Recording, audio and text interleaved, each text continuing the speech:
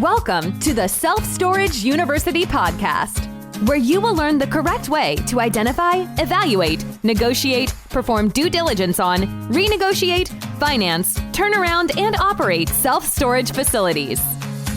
And now, here is your host, a partner in one of the largest real estate portfolios in the U.S. with nearly $1 billion of holdings, Frank Rolfe.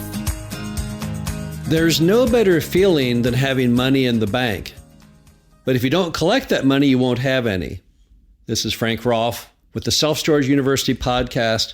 We're talking about the right and wrong way to collect rent.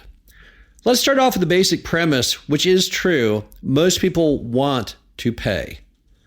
Many people think the reverse, but studies have shown the average American never likes to not pay their bills. Who would? It's embarrassing. It causes stress.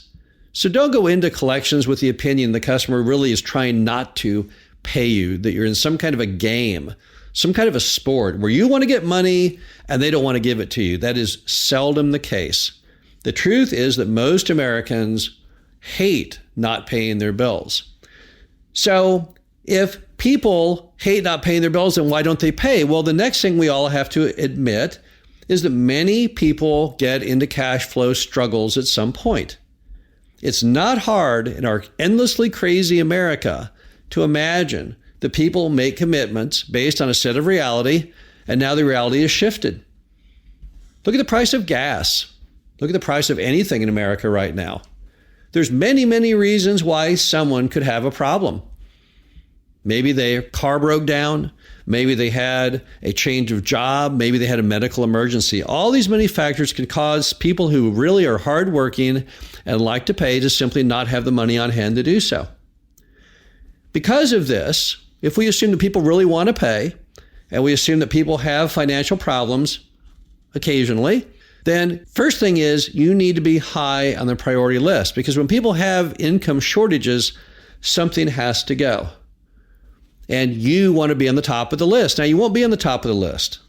You'll never be on the top of the list. Clearly, the person's mortgage, their housing would probably come first, and their automobile would probably come second. But nevertheless, you're holding a lot of their goods that they worked hard to get and to buy and that they store in your storage. And so you should be on that radar screen if you play your cards right, because your key is, even if there are other bills that don't get paid, you want it to be you. And to really get there, if you want people to want to pay you, you cannot approach it from an adversarial perspective. It cannot be that you and the customer are at odds with each other. That isn't smart, because now you set a framework why they basically feel rewarded for not paying you because you're the enemy. That isn't what you do. So then how do you competently collect rent? Well, the first thing you do is you need to reach out to the customer to find out what the problem is. If we assume they want to pay, then why haven't they paid? Over the years, you'll get lots of different reasons. People who will simply say, I forgot to pay you. It's entirely my fault. I'll send it today. Or people have had some kind of financial hardship. But you got to reach out and find out what the story is. And when you reach out to get the story, it's very important that you be approachable. You cannot be mean or negative. Now, in much of America today, people aren't very friendly. I've never seen such a lack of customer service in everything today. Whether you go to a store, call a customer service line, try and get your air ticket changed. Rudeness is the normal catchphrase today, but that's not smart from a self-storage collections perspective. You want to be the good guy. And you're simply contacting the person to find out what is the problem, but not in a mean way, more out of curiosity. You're just wondering what's happening and how can I help you? How can I help you make the payment? And listen to people when they say, well, here's what's happened and here's my solution. I can't pay you today, but I can go ahead and pay you 2 months worth in 3 weeks. Work with people as you can. Now, you'll say, well, gosh darn it, my plan was I get all the rent on the first of the month. Well, okay, that was your plan, and that was your customer's plan. But sometimes plans don't work out. Eisenhower once said that no plan survives first engagement, which meant in World War II, the reality of war was such that the plans rarely worked. So understand that and accept that, and try and work with the customer and find out what you can do to make this have a happy ending. Also, it's very important that you take credit cards. Some of the more old-fashioned mom and pop facilities often don't take credit cards. That's a very bad idea, because often if someone really wants to pay you, but they don't have the money in their checking account, an alternative is just to pay you with a credit card. So if that's the problem, well, then that's solved. We can go ahead and take a credit card. And also, don't think that whatever you do with that customer to solve that problem is setting a standard with the others. Most self-storage customers have no idea who their fellow self-storage users are. They don't know who's next door to them at all. It isn't like they're all going to sit around and talk and say, oh yeah, well, I paid 2 weeks late. So don't be feeling like you're going to hurt your business by working with people. It's just good business to work with people. Now, some other considerations that you need to know if you want to collect rent the right way is you have to understand all of your state, local statutes on collections.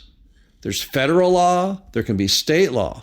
A lot of these all are formed under what's called the Fair Debt Collections Practices Act. You need to understand all the things you can and cannot do to collect money, because the last thing you want to do is become on the wrong side of those requirements, which then opens you up to liability or litigation. Also, you want to always build a paper trail with all of your customers regarding payment of rent. If you ever had to go to court for any reason, judges always prefer the person who has the paper trail, and they don't like the person who does not. Also, don't forget that having a late fee of some type is one way to raise the bar to give you greater priority. A lot of customers, when looking at their bills, they look and see what the penalty is if they don't pay on time, and they'll often pay the bills in descending order of who has the highest late fee to who has no late fee at all. You want to be on that list. Now, will you waive the late fee?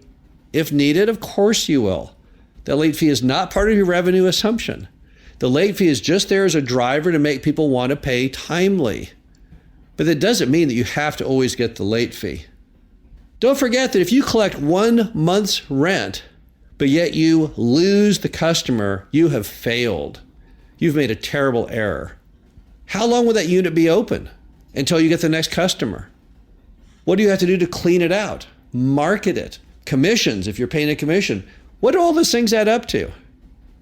The truth is you would have been far better off working with that customer to get the money based on their ability with whatever life event has occurred than being the tough-nosed person that pushed them out the door. All right, you succeeded. You may have collected that money and now they're gone. But they're going to reward you probably with a really bad social media review at a time when most Americans make most of their decisions based on social media, not to mention the fact you've now got an empty unit. And if only you had been more approachable and more friendly and more reasonable in your collections, that would not have occurred. Finally, forget storage wars or anyone telling you of the wonders of auctioning that unit off. That is not how the real world works.